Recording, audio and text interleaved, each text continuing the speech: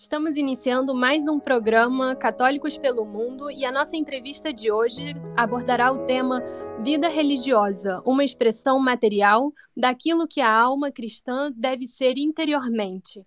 Hoje estamos com uma pessoa muito especial, direto de Formosa, a irmã Maria Aparecida. Seja muito bem-vinda, irmã. Obrigada, Catalina. Salve Maria. Nós gostaríamos agora, para iniciar uma oração, irmã, convido a senhora, se for possível. Claro, vamos rezar pedindo aos santos anjos, primeiramente, que guiem essa nossa entrevista, que cada palavra seja um eco daquela única palavra que foi pronunciada eternamente, que é o Verbo de Deus. Santo anjo do Senhor, meu zeloso guardador, se a ti me confiou a piedade divina, sempre me rege, me guarde, me governe, me ilumine. Amém. Muito obrigada, irmã. Irmã Maria Aparecida da Santa Cruz, certo? Certo. Irmã, nós queríamos que a senhora comentasse um pouco como foi o processo vocacional e como a senhora deu sim ao chamado de Deus. Bom, a minha a história da minha vocação, o meu chamado, o meu sim, foi uma continuação direta da minha conversão. Sim, nem sempre fui, infelizmente, uma católica praticante, embora houvesse recebido os sacramentos, né, desde de criança. Quando cheguei na adolescência, mais ou menos, infelizmente, me afastei da moral cristã. Só que os desígnios de Deus são insondáveis, né?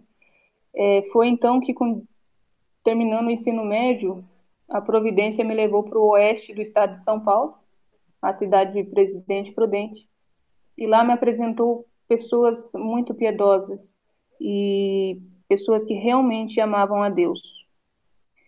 E numa certa noite, depois de ter passado alguns meses ainda a passar de Deus, eu fui à igreja e depois de ouvir uma bela confissão, de um leigo inclusive, eu fui rezar diante do sacrário. E naquela noite eu pedi a Nosso Senhor, mesmo sem saber exatamente o que era rezar, eu pedi que o meu sim fosse sim e o meu não fosse não. Porque eu dava um pouco, mas não dava tudo, porque aquilo outro não. Ah, não, deixa eu ficar com aquilo outro, né? Só que aquilo estava me incomodando e não estava trazendo paz no meu coração, então eu fiz essa oração, que Nosso Senhor aumentasse a minha fé, que confirmasse a minha fé. Não contente com essa oração, eu pedi a ele que me desse um sinal sensível de que naquela noite ele me atenderia. Não poderia ser semana que vem, nem no outro mês, tinha que ser naquela noite. E eu pedi com toda a fé que eu tinha naquele momento. E pedi o sinal. E ele me deu o sinal que eu pedi. Só que o mais impressionante não foi que ele me atendeu isso, mas que naquele momento, naquela noite, o meu coração estava transformado. E eu estava realmente decidida a largar tudo, o que não o agradasse, o que me impedisse de me unir a ele. Naquele momento também, além nessa mudança na vontade, uma luz brilhou, como brilhou para Santo Agostinho, como brilhou para Santa Maria Madalena, e eu percebi, primeiro, que a minha casa estava suja, né? Que quando acende a luz, a gente vê que, nossa, eu era bem ruim. Mas também que eu sou um reflexo, né? Uma imagem do Deus que me criou.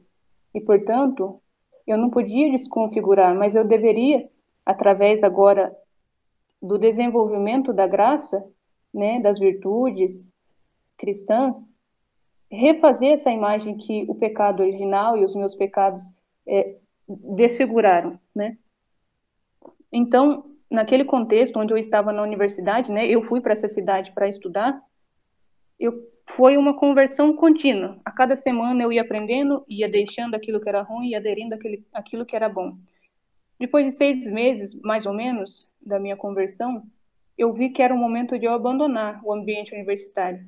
Porque eu, enquanto recém-convertida, eu não teria forças suficientes para aguentar aquele ambiente, seja na própria faculdade, ou seja no local onde eu estava morando, seja por estar distante da minha família, era 10 horas de distância da minha cidade. Então eu decidi abandonar a faculdade e voltar para minha casa. Porque quando eu disse que a luz brilhou, é porque Nosso Senhor, naquele momento, me deu a intuir, né? Ainda que depois foi clareando, mas eu já intuí que o cristianismo é um convite às bodas do Cordeiro. Claro, toda aquela conversão moral estava me encantando, a modéstia das moças, a castidade, tudo. Estava tudo me encantando, só que Nosso Senhor me mostrou, né, ainda que levemente, que o cristianismo é muito mais. E se o cristianismo é isso, um chamado às bodas do Cordeiro, se o cristianismo é esse convite à sétima morada, o que é a faculdade? O que são os meus amigos? O que é a casa na praia? A minha carreira profissional? Não, não são nada. Então, foi uma renúncia progressiva. Deixei a faculdade, voltei para a família. Depois de alguns meses, eu vi que isso, nesse ínterim, eu estava estudando, estava rezando, lendo, ouvindo Padre Paulo, e, enfim.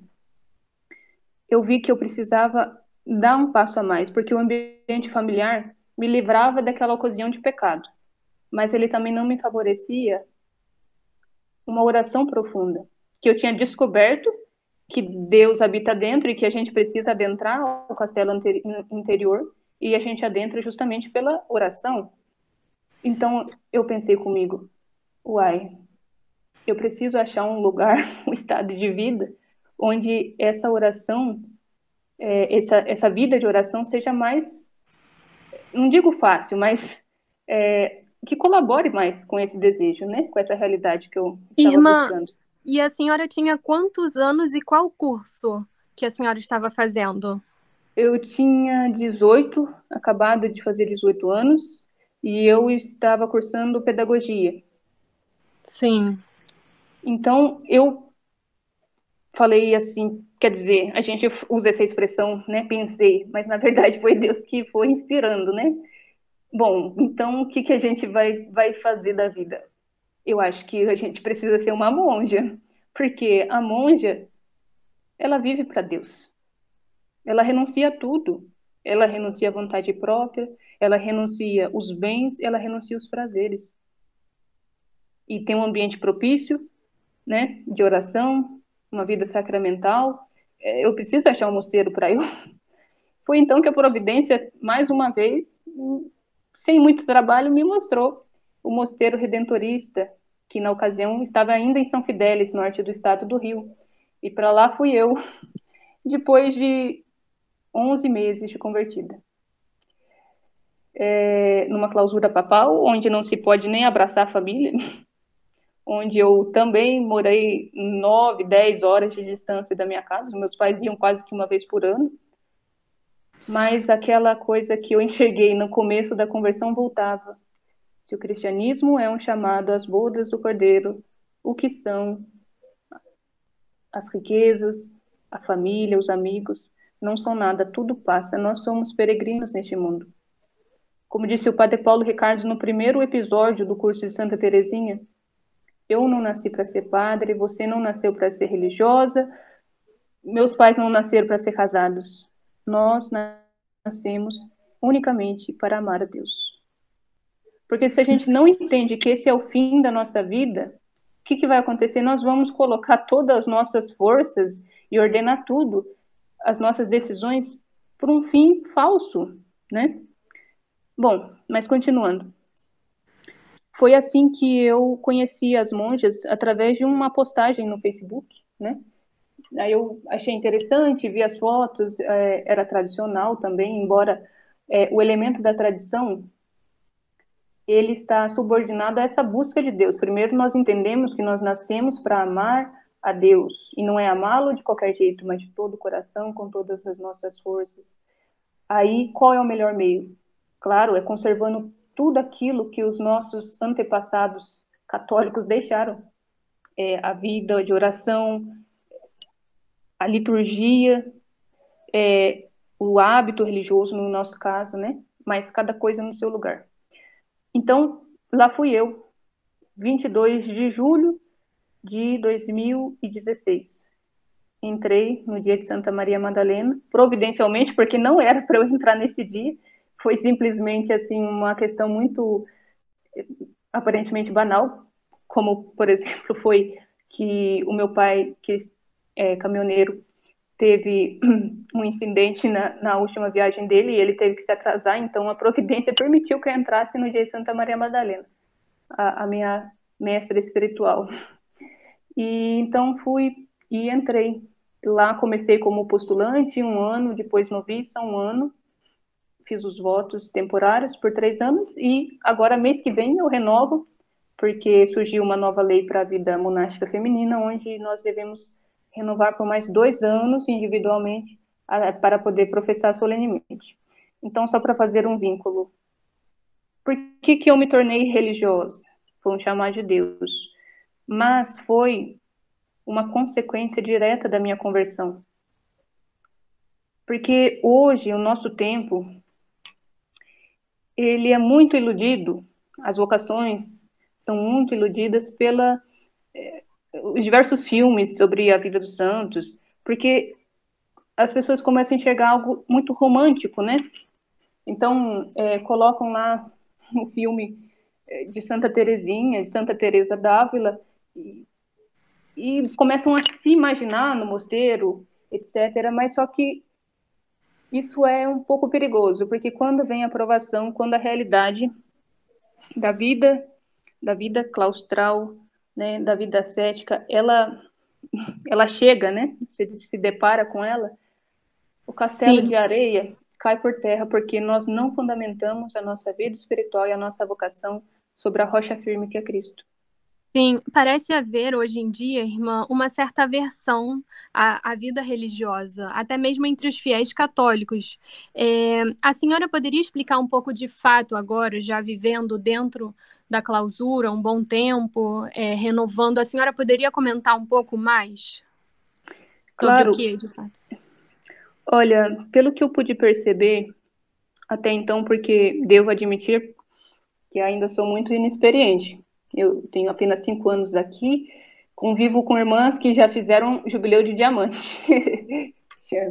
Então, mas assim, pelo pouco que eu posso observar, o que causa uma certa repugnância aos jovens, e como você mesmo disse, entre os próprios católicos, né? E até mesmo aqueles católicos piedosos, né?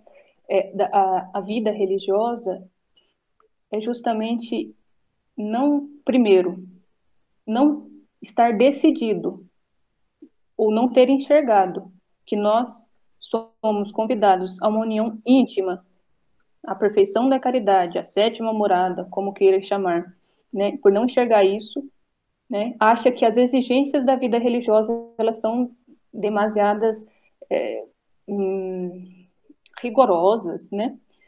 Só que veja, se nós começássemos realmente a buscar a Deus na vida de oração, né, ler a vida dos santos e o que os santos escreveram, a gente percebe nas Sagradas Escrituras, primeiramente, né, no Evangelho, primeiramente, a exigência do amor divino. Nosso Senhor não se une a uma alma que divide o seu coração com as criaturas. Não, não se dá. Santa Teresa disse que Deus não se dá todo aquele que não se dá a si mesmo completamente a ele, né? É preciso dar tudo pelo tudo. Então, como essa visão romântica faz com que a parte do sacrifício seja encoberta, acha que a clausura, por exemplo, é algo desnecessário, ou assim, bom, já é fora de tempo, a obediência, a pobreza, a castidade, ou os outros elementos da vida ascética, enfim. É justamente por essa visão romântica da vida religiosa, sabe? É preciso ter um coração indiviso. Não disse lá em São Mateus, Nosso Senhor, no Sermão da Montanha, somente os puros de coração verão a Deus. O nosso coração não está puro quando ele está dividido com as criaturas. Veja, na química, por exemplo, nós aprendemos que um ouro, ele não está puro quando ele está misturado com a prata ou com bronze, por exemplo, né? Então, na nossa vida espiritual, o nosso coração é dito impuro quando ele é dividido, ele divide entre Deus e o mundo. E eu falo mundo aqui não é o pecado, é o apego à família, é o apego à vontade própria, né? Tem gente que faz apostolado, mas é assim, é eu que faço, né? E assim, é como disse um grande amigo meu, é o complexo do pavão. Quer dizer, a pessoa não prega para Cristo, mas para si mesma. É para se aparecer. Então, esses diversos apegos com as próprias coisas de Deus não permite que a alma se una perfeitamente a Deus. Porque a exigência do amor divino é absoluta. É São João da Cruz.